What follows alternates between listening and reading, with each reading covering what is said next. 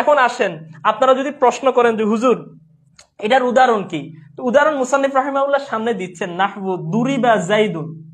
দেখেন আমরা যদি লিখি দরাবা জাইদুন, আচ্ছা দেখেন দরাবা আমরুন জাইদান, দেখেন এই বাক্যটা খেয়াল করেন, দরাবা ফাইল। এখন এই দরাবার কাজটা কি করছে আমরুন, আমরে, তাহলে আমর হচ্ছে ফাইল, আর জাইদান মানে হচ্ছে জায়েদকে প্রহার করা হয়েছে, কি বা কাকে দ্বারা প্রশ্ন করলে যে উত্তর আসে মাফউলে বিহি, সুতরাং এটা মাফউলে বিহি, মাফউলে বিহি।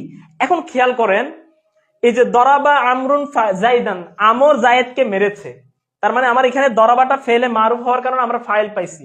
কিন্তু আপনি যদি দেখেন ফেলে মাজহুল ধরি, আমরা এটাকে যদি ফেলে মাজহুল ধরি, ফেলে মাজহুল মানে যার ফাইল জানা নাই, সুতরাং আমার ফাইলটা বাদ পড়ে গেল।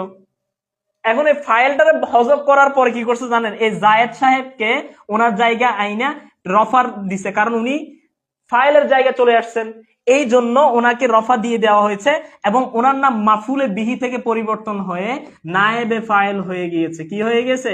নায়েবে ফাইল হয়ে গেছে, তিনি ফাইলের স্থলাভিষিক্ত হয়ে গিয়েছেন। আশা করি আপনার উদাহরণটা বুঝেছেন। বুঝলেন, দুরিবা জাইদুন, জায়েদকে প্রহার করা হয়েছে, কে করছে আমরা জানি না, কারণ ফেলে মাজহুল কর্তা জানা নাই। আশা করি উদাহরণটা বুঝেছেন। বুঝছেন কিনা একটু কষ্ট করে সবাই কমেন্ট করেন। আপনারা 12 জন আছেন, কষ্ট করে আপনারা কমেন্ট করেন, ঠিক আছে?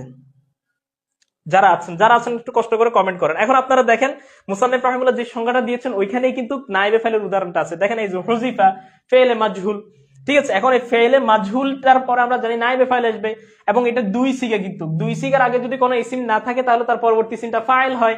তো এখন এটা ফাইল হওয়ার কথা ছিল, এটা কি হওয়ার কথা ছিল? ফাইল হওয়ার কথা ছিল। কিন্তু যেহেতু এই হুজিবা শব্দটা ফেলে মাজহুল, এজন্য সে ফাইল না হইয়া নাম হবে তার নাইবে ফাইল। কি হবে? নাইবে ফাইল। এখন এটা নাইবে ফাইল হয়েছে। দেখেন হুজিফা হজব করা হয়েছে ফাইলুহু, তার ফাইলকে। কাকে? তার ফাইলকে হজব করা হয়েছে, কে করছে জানি না। তবে এখানে আবার ফাইলুহু পুরোটা কিন্তু একসাথে আবার মানে নাইবে ফাইল না, এখানে কিন্তু ভাগ ভাগ আছে। কিভাবে ভাগ ভাগ?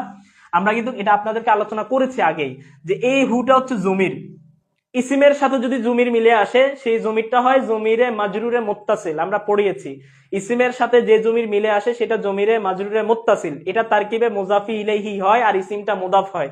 সুতরাং এখানে এটা হবে মুদাফ, এই সূত্রটা লিখে রাখেন, আর এই সূত্রটা মুদাফি ইলাইহি, ঠিক আছে? আর মুদাফ মুদাফি ইলাইহি মিলে নায়েবে ফাইল, নায়েবে ফাইল।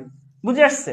তাহলে সূত্রটা কি বললাম, যে জমির যদি ইসিমের সাথে মিলে আসে, ইসিমের সাথে যদি জমির মিলে আসে তাহলে এই জমিটাকে বলা হয় জমিরে মাজরুরে মুত্তাসিল, এটা তারকিবে মুদাফে ইলাইহি হয়। ক্লাস নোট করেন, এটা মুদাফে ইলাইহি হয় আর ইসিমটা হয় মুদাফ। তাহলে এখানে যে জমিরটা ইসিমের সাথে মিলে আসছে, এজন্য এই জমিরটা হচ্ছে জমিরে মাজরুরে মুত্তাসিল, এটা তারকিবে মুদাফে ইলাইহি হবে আর ইসিমটা মুদাফ হবে। মুদাফ মুদাফ ইলাইহি মিলে এখানে নায়েবে ফাইল হবে।